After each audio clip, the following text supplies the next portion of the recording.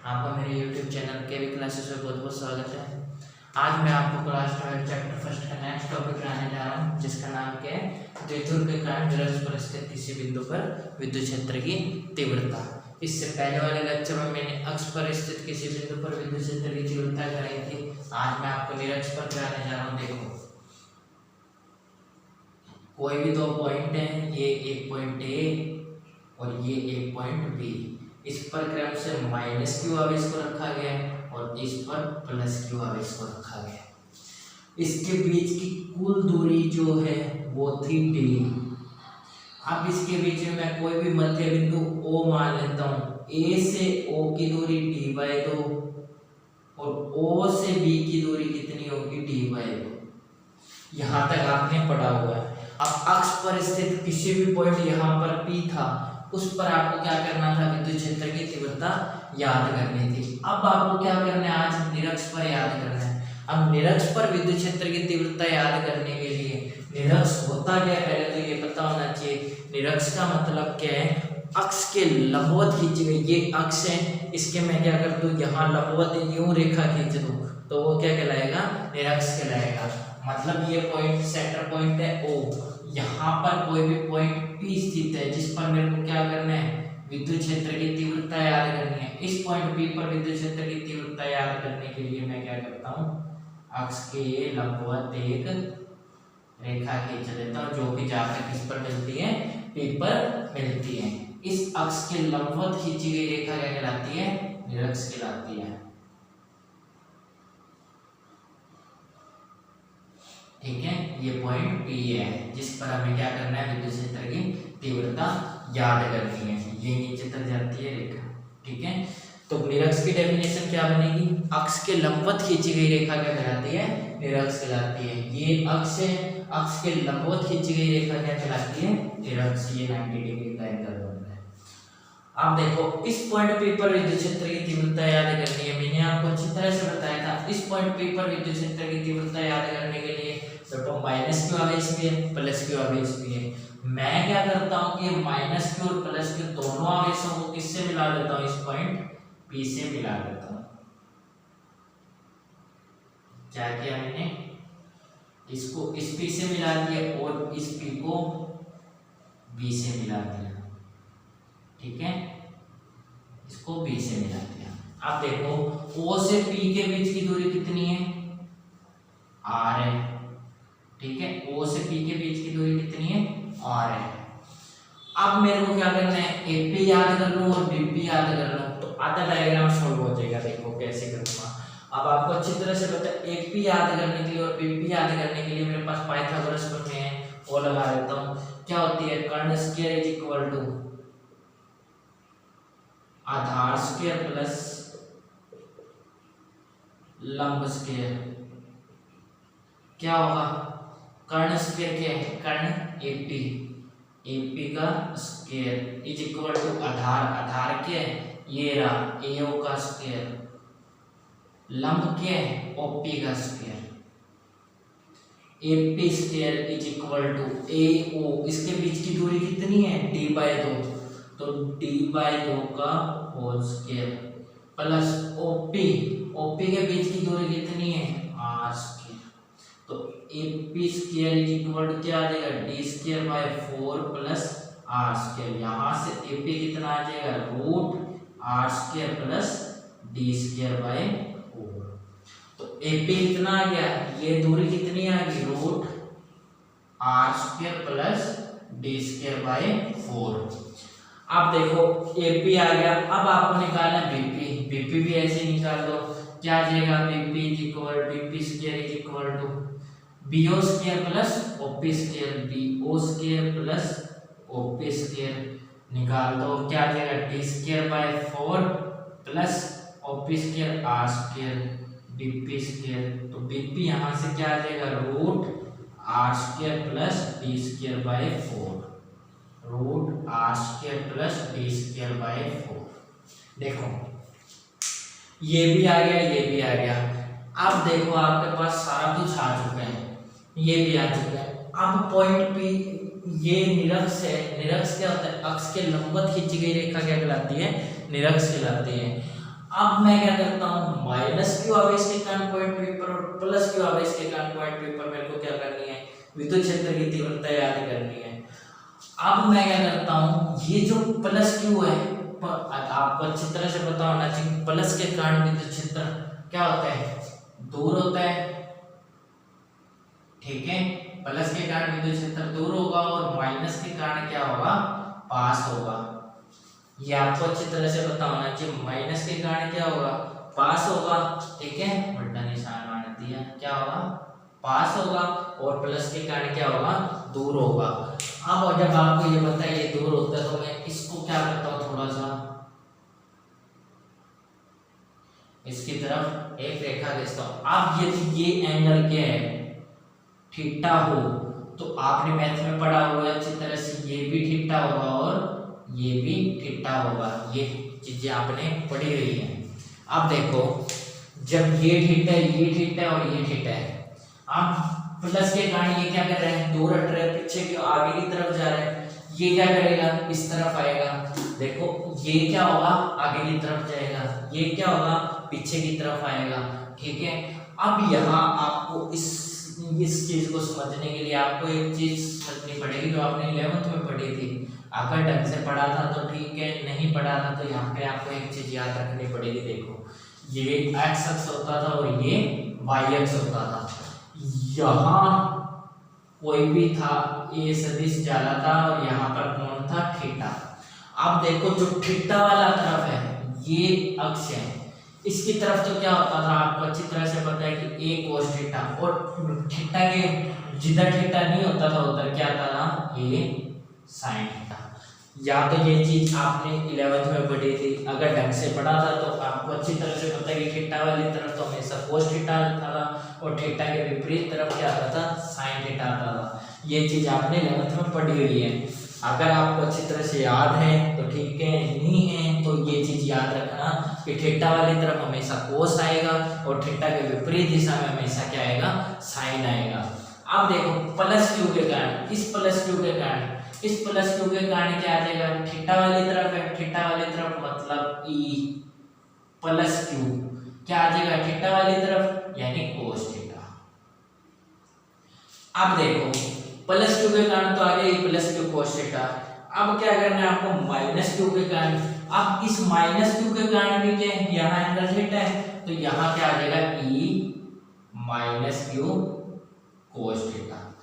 देखो, मैंने कुछ भी नहीं किया, इस पॉइंट को मैंने क्या किया, पीछे की तरफ बढ़ा दिया। जब मैं इसको पीछे की तरफ बढ़ाऊंगा, माइनस पीछे की तरफ, ये आगे की तरफ, ठीक है, ये आगे बढ़ गया तो क्या हुआ, यहाँ एंगल थीटा था तो यहाँ भी थीटा, यहाँ भी थीटा।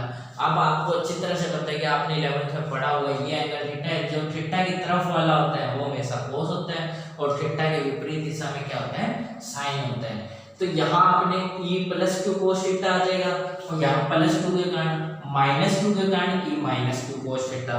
अब यहाँ एक चीज और देखनी है, अब क्या करता हूं मैं, अभी तक तो आपने क्या किया था, इसको बढ़ाया था, अब मैं क्या करता हूं, इस पॉइंट को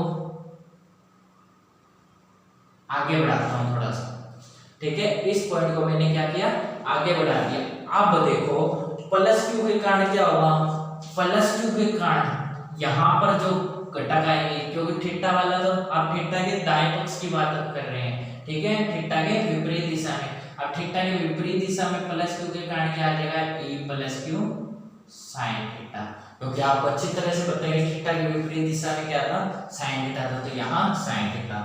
अब माइनस क्यू के कारण, अब देखो माइनस क्यू के कारण क्या आएगा, माइनस क्यू के कारण इस दिशा में आ जाएगा, ठीक है, माइनस क्यू के कारण क्या होगा, इस दिशा में आएगा। माइनस क्यू के कारण जब आएगा तो ये क्या बन जाएगा, ई माइनस क्यू साइन थीटा। देखो, मैंने कुछ भी नहीं किया, यहाँ क्या था, माइनस क्यू। जब मैं माइनस क्यू के कारण इस पॉइंट पर करूंगा तो यहाँ E minus Q sine theta, plus Q के कारण करूंगा तो प्लस क्यू के कारण E plus Q cos theta, क्योंकि दूर जाएगा। आपने अच्छी तरह से पढ़ा है, प्लस के कारण दूर जाता है, माइनस के कारण पास आता है विद्युत क्षेत्र। प्लस के कारण दूर गया, ई plus Q sine theta, minus के कारण इसके पास आ रहा है, ठीक है, ई माइनस क्यू साइन थीटा।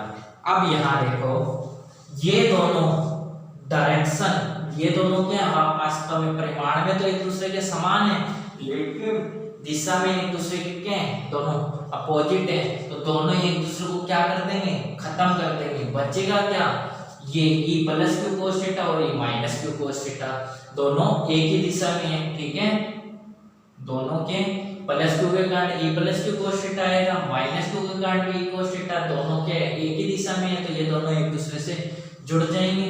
लेकिन ये दोनों परिमाण में समान है, लेकिन दिशा में एक दूसरे के क्या विपरीत है। जब दोनों दिशा में एक दूसरे के विपरीत है तो क्या आ जाएगा, जब दोनों एक दूसरे के विपरीत होंगे तो ये दोनों एक दूसरे से नष्ट हो जाएंगे। आपकी किताब में जो लिखा हुआ है वो क्या, इसको ऊर्ध्वाधर घटक बोला हुआ और इसको क्षैतिज घटक बोला हुआ है। ऊर्ध्वाधर घटक परिमाण में समान और दिशा में विपरीत होने के कारण क्या हो जाता है, दोनों कैंसिल हो जाते हैं। क्षैतिज घटक परस्पर एक ही दिशा में होने के कारण क्या हो जाते हैं, जुड़ जाते हैं। तो E प्लस क्यू क्या लिखोगे यहाँ पर, E प्लस क्यू व E माइनस क्यू घटक, देखो E प्लस क्यू है, ठीक है, और E माइनस क्यू है के घटक E plus Q cos theta व E minus Q cos theta. देखो दो घटक हैं E प्लस क्यू में और E माइनस क्यू में। E प्लस क्यू का ये रहा E plus Q cos theta, E minus Q का ये रहा E minus Q cos theta. एक ही दिशा में होने के कारण, देखो दोनों की डायरेक्शन क्या है, एक ही है। एक ही दिशा में होने के कारण, एक ही दिशा में होने के कारण, देखो दोनों एक ही दिशा में होने के कारण क्या होंगे, दोनों आपस में जुड़ जाएंगे, होने के कारण जुड़ जाते हैं। देखो अब इतने डायग्राम की तो बात आ गई, ये दोनों एक ही दिशा में होने के कारण आपस में जुड़ जाएंगे। ये थीटा है, ये थीटा है, ये थीटा है, तो थीटा जिस तरफ थीटा होता है उस तरफ कोस आता है, थीटा के विपरीत दिशा में साइन आता है। अब देखो तथा इनके घटक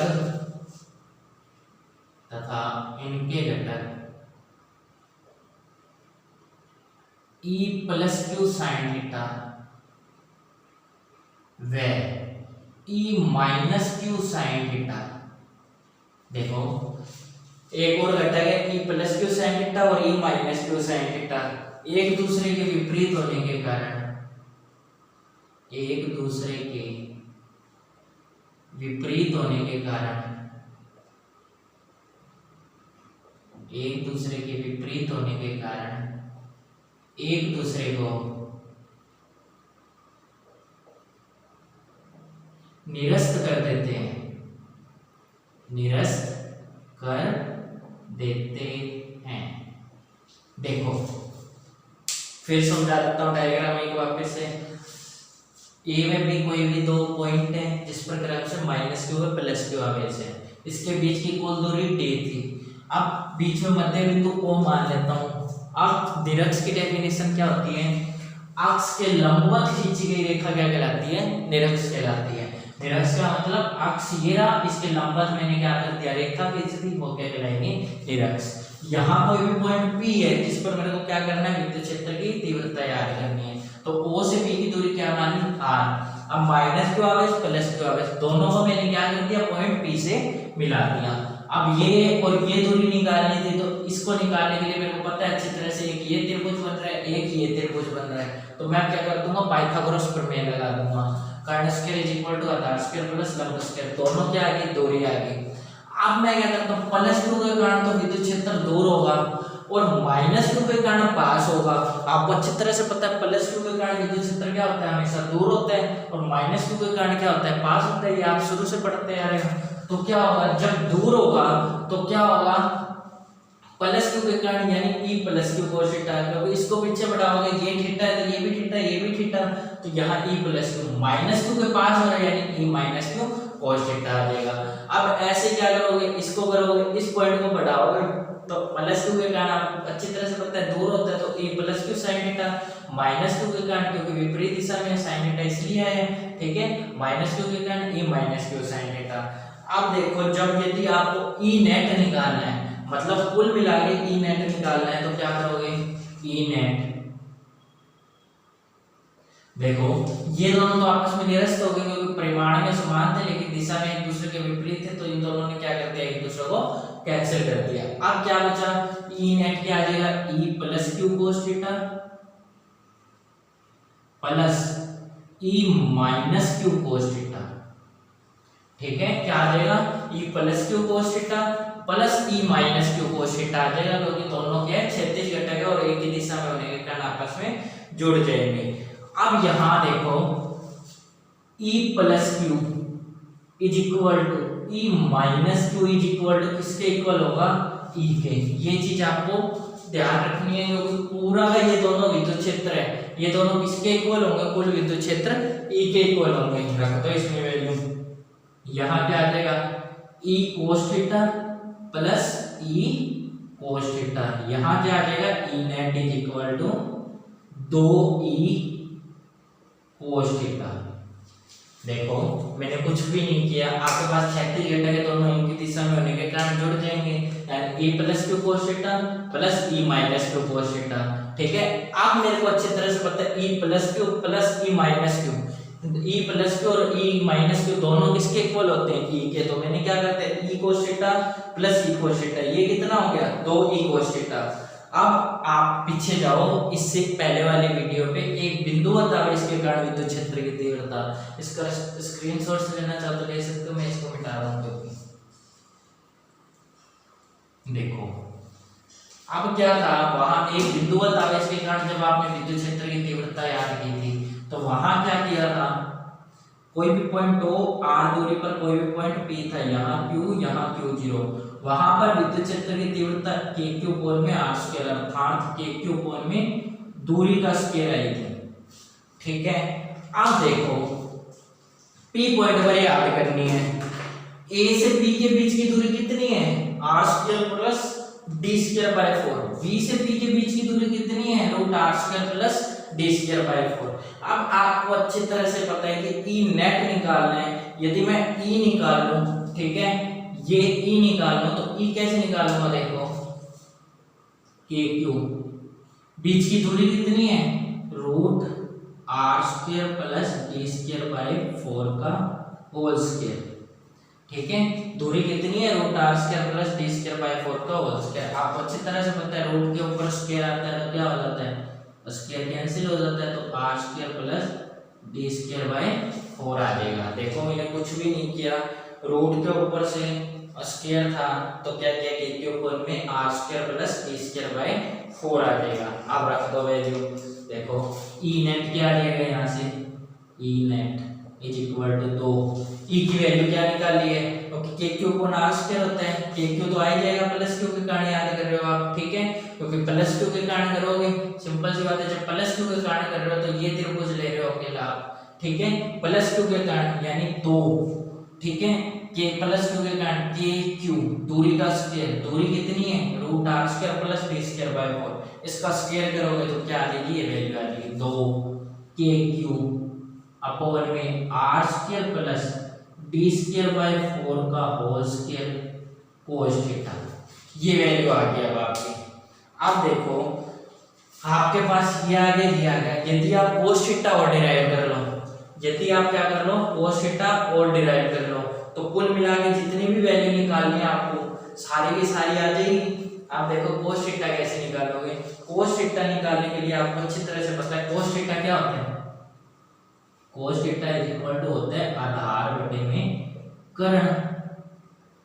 आप किसके कारण याद कर रहे हो, आप प्लस Q के कारण याद कर रहे हो। जब आप प्लस Q के कारण याद कर रहे हो तो कौन सा त्रिभुज ले रहे हो, त्रिभुज BOP, त्रिभुज BOP से। देखो BOP से करोगे तो देखो मैं इसको इरेज कर रहा हूं, परवा देखो त्रिभुज BOP से क्या आ जाएगा, त्रिभुज BOP से cos थीटा आधार बटे में कर्ण, आधार के ये रहा d/2, कर्ण क्या रूट r स्क्वायर प्लस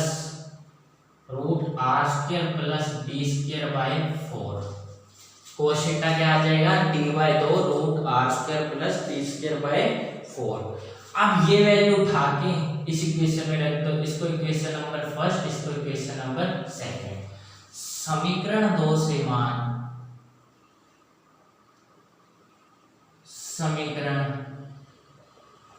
1 में रखने पर, देखो मैंने कुछ भी नहीं किया, फिर बता देता हूँ कोस थीटा, मैं प्लस क्यू की कहानी याद कर रहा हूँ, मैं शुरू से बोलता आ रहा हूँ प्लस क्यू की कहानी याद कर रहा हूँ। प्लस क्यू के कारण मतलब मेरे को क्या करना है, ये त्रिभुज लेना है, ये त्रिभुज लेना है, तो मेरे को अच्छी तरह से पता है कि त्रिभुज बीओपी, यहाँ पे इसकी दूरी क्या है, root R square plus D square by 4। अब कोस थीटा क्या होता है, आधार बटे कर्ण, आधार कितना है डी बाय 2, कर्ण कितना है root R square plus D square by 4, root R square plus D square by 4। अब ये वैल्यू उठा के समीकरण 1 में रख दो, तो क्या आ जाएगा, E net is equal to क्या आ जाएगा, 2 के क्यू अपॉन में R square plus D square by 4 का होल स्क्वायर।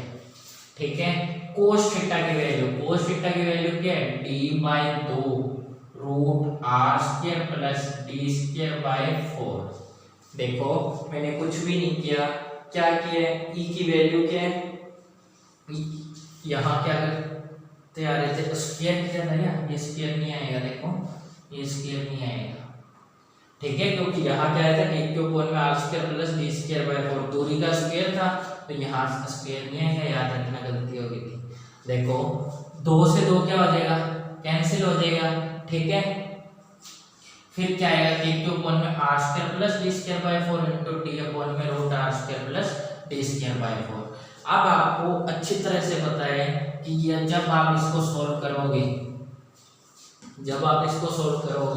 तो E net is equal to K Q D upon में R square plus D square by 4, और इसको root R square plus D square by 4 को मैं R square plus D square by 4 की घात 1/2 लिख सकता हूँ, क्योंकि रूट में कोई भी वैल्यू होती है उसको मैं a की पावर 1/2 लिख दूंगा, रूट a है तो उसको a की पावर 1/2 लिख देता हूँ। ठीक है, अब देखो यहाँ a की पावर m और a की पावर n, a की पावर m और a की पावर n है, तो ये दोनों आपस में क्या हो जाते हैं, जुड़ जाते हैं, यानी a की पावर m प्लस n हो जाता है। इसकी घात 1 है, इसकी 1/2 है, तो क्या हो जाएगा 1 प्लस 1/2, यानी क्या हो जाएगा 3/2 हो जाएगा। देखो क्या हो जाएगा, जोड़ दो, ई नेट क्या आ जाएगा, E net is equal to K Q D upon में R square plus D square by 4, दोनों वैल्यू सेम है, 1 प्लस 1/2, 1 प्लस 1/2, क्योंकि a की पावर m क्या होता है, a की पावर m प्लस n होता है। ठीक है, तो यहां से ई नेट क्या आ जाएगा, के Q into D R square plus D square by 4, 1 plus 1/2 3/2। ठीक है, 1 प्लस 1/2 कितना होता है, 3/2। अब देखो जब आपने अक्ष प्रतिवृत्ता याद की थी, वहां भी r क्या था, d से बहुत बहुत बड़ा था, और यहाँ भी आपको अच्छी तरह से दिख रहा है d, ये रहा पॉइंट भी कहीं भी स्थित हो सकता है, यानी r क्या है, d से बहुत ज्यादा है, पॉइंट भी कहीं भी स्थित हो सकता है, पॉइंट भी का हमें कुछ नहीं पता, लेकिन ये दूरी तो अल्प है, d तो क्या है, बहुत छोटा है, यानी r is very very very very greater than क्या हो जाएगा, d से, तो यहाँ ई नेट क्या आ जाएगा, E net is equal to क्या आ जाएगा, के क्यू इंटू डी अपॉन में आर स्क्वायर की पावर क्या आ जाएगा, 3/2।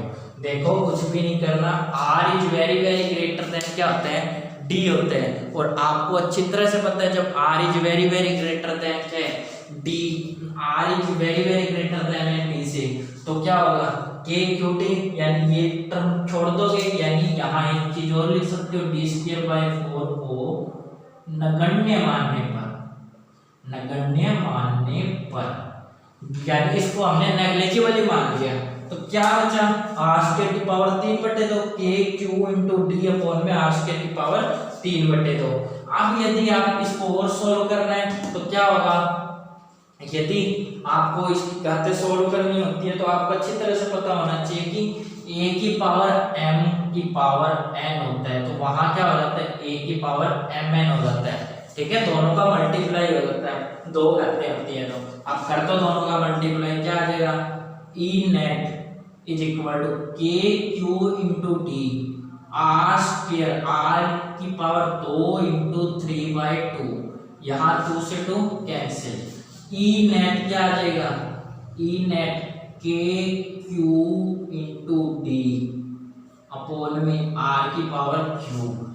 अब आपको अच्छी तरह से पता है क्यू इंटू डी किसके इक्वल होता है पी के, जो कि द्विध्रुव आघूर्ण की डेफिनेशन होती है। तो ई नेट क्या आ जाएगा आपके पास के पी अपोन में आर क्यूब। ये क्या होती है द्विध्रुव के निरक्ष पर विद्युत क्षेत्र की तीव्रता याद करने का फॉर्मूला होता है। द्विध्रुव के निरक्ष पर विद्युत क्षेत्र की तीव्रता कितनी होती है Kp अपॉन में आर क्यूब, और ये अक्ष की तुलना में आधी होती है। द्विध्रुव के निरक्ष पर विद्युत क्षेत्र की तीव्रता अक्ष की तुलना में आधी होती है, क्योंकि अक्ष पर विद्युत क्षेत्र की तीव्रता कितनी आती है, अक्ष पर विद्युत क्षेत्र की तीव्रता E equal to 2 Kp upon में आर क्यूब आती है, जबकि निरक्ष पर विद्युत क्षेत्र की तीव्रता Kp अपॉन में आर क्यूब आती है। तो इसकी पूरी दुगना है। तो हम एक बार फिर से बता देता हूँ, निरक्ष पर विद्युत क्षेत्र की तीव्रता को कैसे याद करोगे। Kp कोई भी विद्युत द्विध्रुव है जिस पर आवेश माइनस क्यू प्लस क्यू है, दोनों के बीच की दूरी d है। इसके बीच में मैं क्या मान लेता हूँ, कोई भी मध्य बिंदु O से r दूरी पर कोई भी पॉइंट P स्थित है, जिस पर मेरे को क्या करना है विद्युत क्षेत्र की तीव्रता याद करनी है। इस पॉइंट P पर तीव्रता याद करने के लिए A से इसको मिला देता हूँ और B से इसको मिला देता हूँ। ये दोनों दूरी पाइथागोरस प्रमेय से याद कर लोगे। ठीक है, उसके बाद आपको अच्छी तरह से पता है प्लस के कारण विद्युत क्षेत्र हमेशा दूर होता है, माइनस के कारण उसके पास आता है। ठीक है, माइनस के कारण तो इसके पास आएगा, प्लस के कारण इससे दूर होगा। जब दूर होगा ये कोण यदि मैं थीटा मान लूं तो ये कोण भी थीटा होगा और ये भी थीटा होगा। अब आपको अच्छी तरह से पता है जो थीटा के पास होता है वो हमेशा कोस थीटा आता है वहां, और जहां से थीटा से दूर होता है वहां क्या आता है साइन थीटा आता है। ठीक है, तो यहाँ प्लस क्यू के कारण क्या आ जाएगा plus Q cos theta, minus Q के कारण क्या आ जाएगा कोई पास आ रहा है ये माइनस क्यू। ठीक है, यहाँ भी यही बात, प्लस क्यू दूर जाएगा ये प्लस क्यू साइन थीटा, यहाँ ये माइनस क्यू। दोनों परिमाण में समान है लेकिन दिशा में विपरीत है, तो दोनों एक दूसरे से कट जाएंगे तो बचेगा क्या ये दोनों आपस में जुड़ जाएंगे। उसके बाद कुछ भी नहीं करना आपको, ये प्लस क्यू के कारण याद कर रहे हो, आपको अच्छी तरह से पता है, तो त्रिभुज BOP लेके सारा सॉल्व हो जाएगा और क्या आ जाएगा E नेट Kp अपॉन में आर क्यूब। अगर आपको वीडियो अच्छा लगा हो तो चैनल को लाइक और सब्सक्राइब जरूर करें, और अगर आपको टॉपिक में कोई दिक्कत है तो आप मेरे को कमेंट करके बता सकते हैं। आपके ज़्यादा से ज़्यादा क्वेश्चन का मैं क्या दूंगा जवाब दूंगा, और वीडियो को लाइक और सब्सक्राइब जरूर करें। अगर कोई भी प्रॉब्लम है तो आप मेरे साथ शेयर कर सकते हैं, उसका ज़्यादा से ज़्यादा जवाब देने की कोशिश करूँगा। थैंक यू वेरी मच, अगले वीडियो में मिलते हैं।